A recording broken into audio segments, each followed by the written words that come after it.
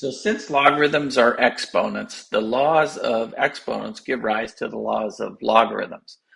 So recall from algebra class, uh, the product rule of exponents. Okay, so that's the first one I have listed here.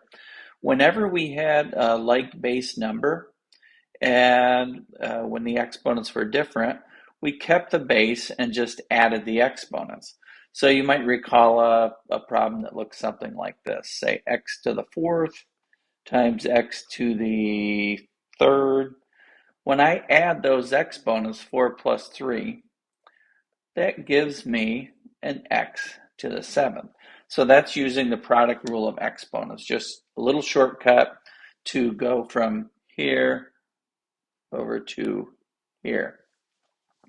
All right, looking at the next one, we have the quotient rule of exponents. So that meant that I had the same base in all of these, same base, and I have an m in the numerator and n in the denominator.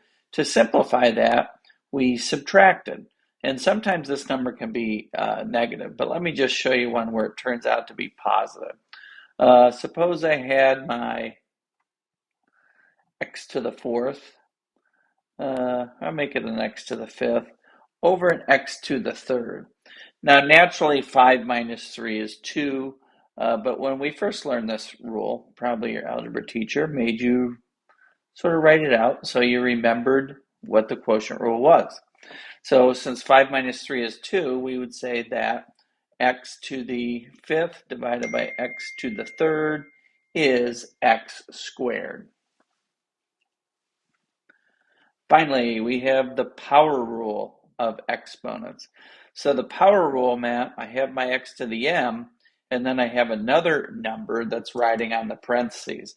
So what we learned to do was multiply m times n. So x to the mn. So again, if I look at it with some real numbers,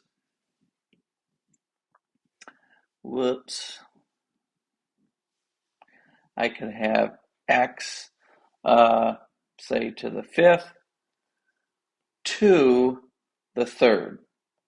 And then we would just multiply those and we'd end up with x to the 5 times 3, which is, of course, x to the 15th. All right, so that's going back to algebra. But if those laws make sense, then the laws of the logarithms are going to make sense, I think, too. So let's look at those. So here are some of the laws of logarithms. So what we're looking at up here is whatever the base is. It can be a common log, a natural log. It could be a base of whatever. It could be any number here. So the log base a of a times b, these are two numbers, is the same as the log of base a, or log base a of a plus log base a of b. So we're adding those. So this is a product and we're adding. So if you go back, what did we do when we had the product rule for exponents? We were adding. So same thing when I have a product, when I'm taking the log of a product, I'm going to add, and this is first factor A and the second factor of B. So moving along, log base A of a fraction, A divided by B, would be log base A of A minus log base A of B. So this is a division problem. So we're looking at quotient rule here, dealt with minus. So again, back to my previous screen, the quotient rule, when I had a quotient, I did a subtraction. So top minus bottom.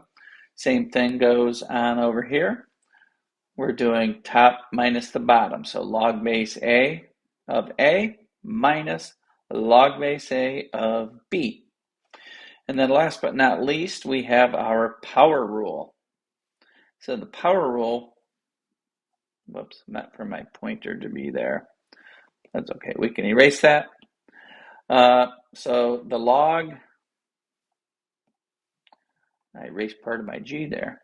Anyway, so the log base A of a number A raised to the C power is C times the log of base A, log base A of A.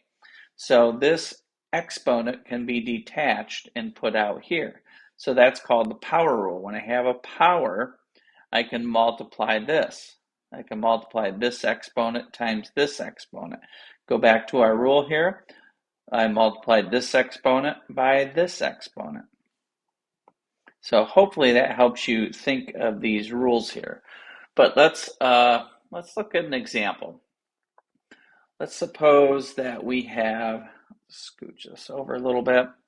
Let's suppose that I give you log, say base 4 of 2 plus log base 4 of 32.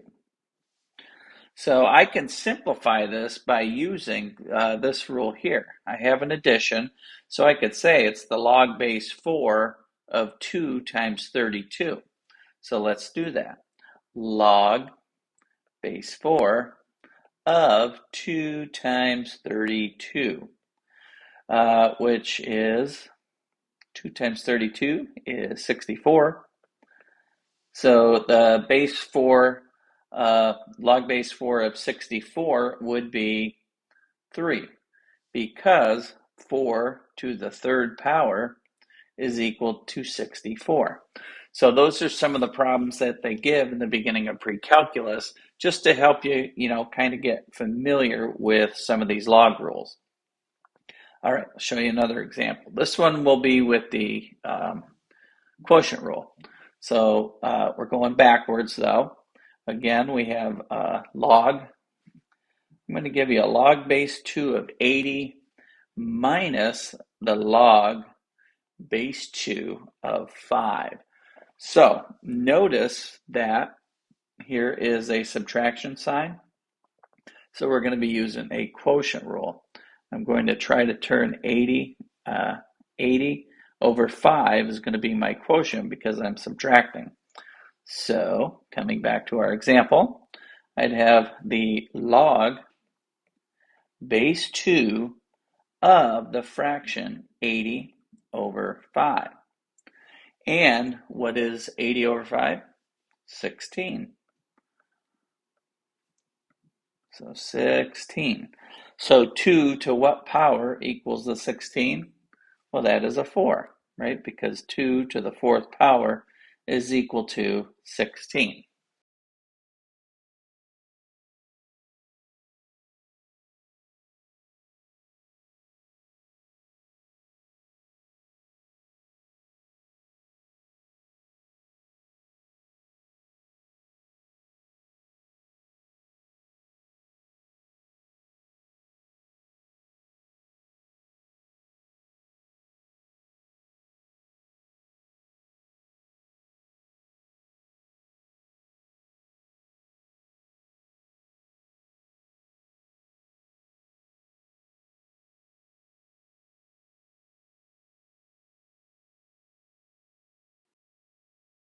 One last example I'll show you that illustrates the product rule.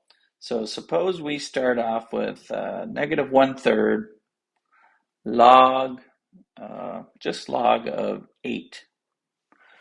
So how could I use this rule? Well, right now, this negative 1/3 is out in front. So that's like our C. And then log base 10, this is common log of 8. So I would rewrite this. I would say, well, log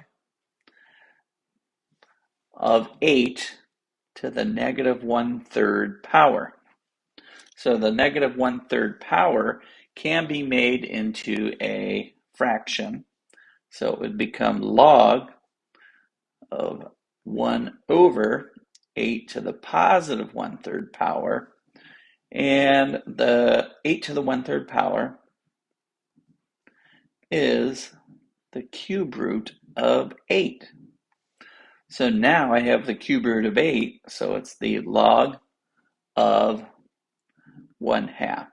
And at this point in time, you'd probably have to use a calculator for this one. I don't have that memorized.